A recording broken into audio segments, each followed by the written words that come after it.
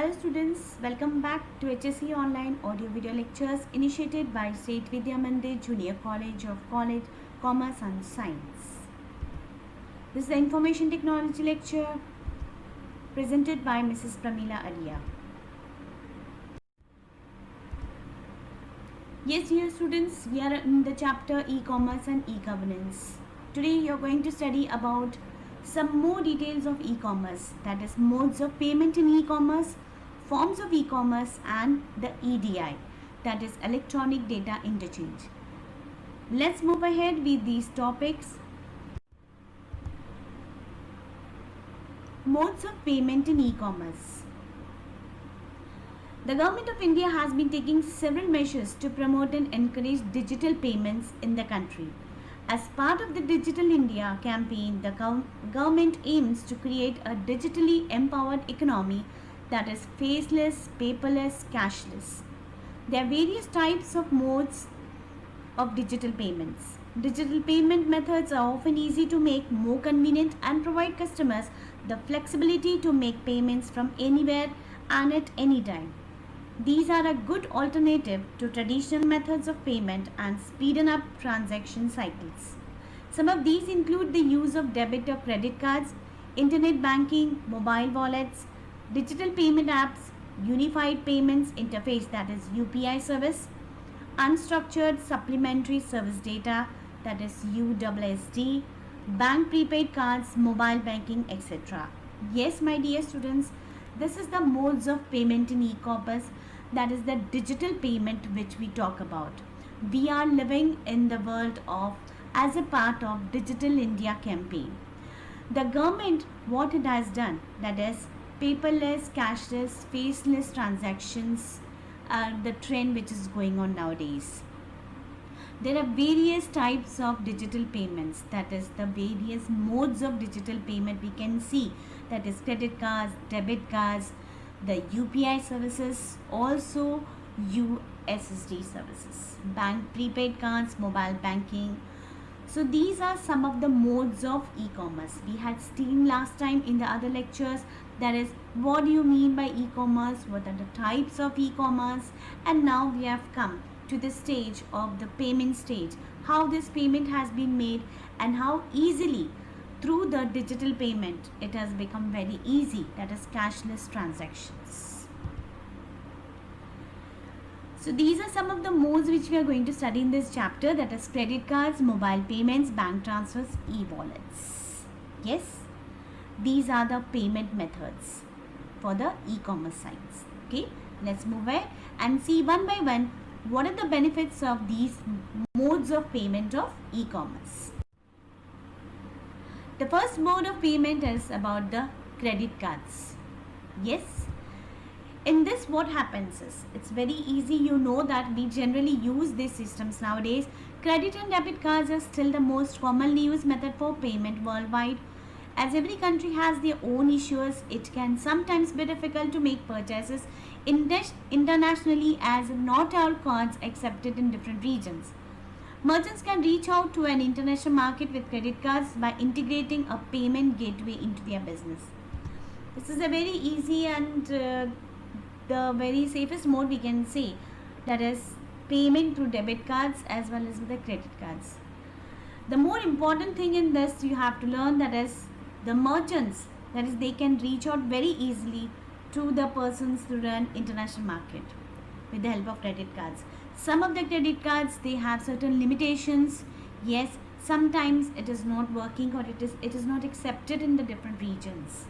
So you have to be very careful in these cases. So this is one of the mode, that is the mode of payment, that is called as the credit card. Let's move ahead with the next mode of payment. The next mode of payment is called as the mobile payments. The mobile payments offer a quick solution for customers to purchase on e-commerce websites. Mobile payment technology can also be used to send money to friends or family members on donation portals and many more, where customer can pay by scanning a barcode or an app on mobile. Examples are the app like Beam, UPI, Paytm, Google Pay, etc. Yes, students, you are well versed with this mobile payments. We do these payments generally for the e-commerce tradings. that is while online shoppings and all, you prefer that is from the mobile how to do the payments. That is, these are the apps which are used generally. We have seen these apps, that is the Paytm, the Beam UPI ATM, then Google Pay. All these are the scanning the barcode and all. So these are all the mobile apps. This we use daily. That is about the mobile payments. This is the one of the modes of payment in e-commerce. Let's move ahead with another mode. Another mode of payment you can see, that is bank transfers. See students, generally you will feel that we are doing everything with the help of mobile phones or with our PC, yes, but there are different things processing in these matters. That is, you can see in this modes, that is first mode was with the mobile payments, then earlier we had credit and debit cards, yes, and then now we have bank transfers. A bank transfer is when money is sent from one bank account to another. Transferring money from your bank account is usually fast, free and safer than withdrawing and paying in cash. Examples: NEFT, NEFT, IMPS. What is this IMPS? IMPS means immediate payment service, just like RTGS. Yes students, these also we use in trading. This is a very common thing which we use, that is transferring the money from the bank accounts. From your bank accounts, you're transferring the money to the different trading companies, right, with which you all are trading, the business is trading. That is, it is a cashless transactions and it becomes very easy. For example, the NEFT, yes, that is the internet banking services which we do it, which is taken, this is the thing you can see. And then a different other payment methods, that is the, you can see the option over here in the image it has been shown. They are different, that is the bank transfer also. That is directly from the bank, the amount is being transferred to the company with which you are trading in. Okay, let's move ahead. The last modes of payment, that is called as e-wallet. This is generally we use nowadays, children. These are the things which we are daily using, but we are studying this in more detail about these things which we are much aware of it. E-wallet is a type of electronic card which is used for transactions made online through a computer or a smartphone. Its utility is same as a credit or debit card. An e-wallet needs to be linked with the individual's bank account to make payments. E-wallet is protected with passwords. Some examples you can see, that is State Bank Buddy, Paytm wallets. Yes, this is also same just like the credit and debit cards, but the only thing is that these things are connected directly with the bank. Once you have given the passwords, you have already saved into these apps all these things. So what happens, it becomes very easy. There's no need every time to carry your credit card or debit card. You have all the details in this particular app, and directly you can transfer the money or you can pay to the other side, all this using all these options. So this is about the mode of payment, that is e-wallet. After the mode of payments and all, we comes to the forms of e-commerce. What do you mean by forms of e-commerce? We have studied the definition of e-commerce, the types of e-commerce. But forms of e-commerce, what it defines is which type, when we are doing some trading, when we are doing some online shopping, or you are selling something business onto the internet. So there are types of e-commerce, that is the forms of e-commerce. The first form of e-commerce is given as m-commerce, which is also called as a mobile commerce. Mobile commerce is the buying and selling of goods and services through wireless handheld devices such as smartphones and tablets. As a form of e-commerce, m-commerce enables users to access online shopping platforms without needing to use a desktop computer. Examples of m-commerce include in-app purchasing, mobile banking, stock market trading. Yes students, this is one of the type of e-commerce, that is forms of e-commerce which we say, that is the mobile commerce. In mobile commerce, what happens is you are doing all the dealings, that is either you are selling the goods through this wireless handheld devices with the help of smartphones and tablets. irrespective of using the desktop. There's no need to take the desktop every time anywhere. That is with the help of the mobile phones, the apps on the mobile phones. With the help of this, that is, you are transferring the monies, or you are dealing or selling the goods. So all these things which we do, that is called as the m-commerce, that is mobile commerce. Okay, these are certain images of mobile commerce. You can just go through this. These are simple things that you do always daily, that is selling of goods or purchasing of goods. The next form of e-commerce is called as social commerce. Yes, social commerce is a form of electronic commerce that involves social media, online media that supports social interaction and user contributions to assist online buying and selling of products and services. Social commerce is the use of social media such as Facebook, Twitter, Instagram, etc. to promote and sell products and services. The success of a social commerce campaign is measured by the degree to which consumers interact with the company's marketing through retweets, likes and shares. Yes, students, you have seen this on Facebook or Instagram, or you can see on Twitter. You can promote your business through this social media. Such type of promoting the business through the social media is called as social commerce. Okay, the word social itself means that you are entering into a different world, into a social media. Right? Now, how this campaign goes on? The social commerce campaign is measured by the degree of likes, shares, right, retweets. So these are the things, that is the number of likes, the number of shares of your particular ad or of your particular business shows, that is how much you are growing in that particular business. That is called as the social commerce. Socially, how you are becoming more popular through these sites, through this online media. Correct? So this is what you can see with the help of Facebook, with the help of Instagram, with the help of Twitter. You can promote your business, and such type of promoting a business through the social media is nothing but it is social commerce. Okay, students?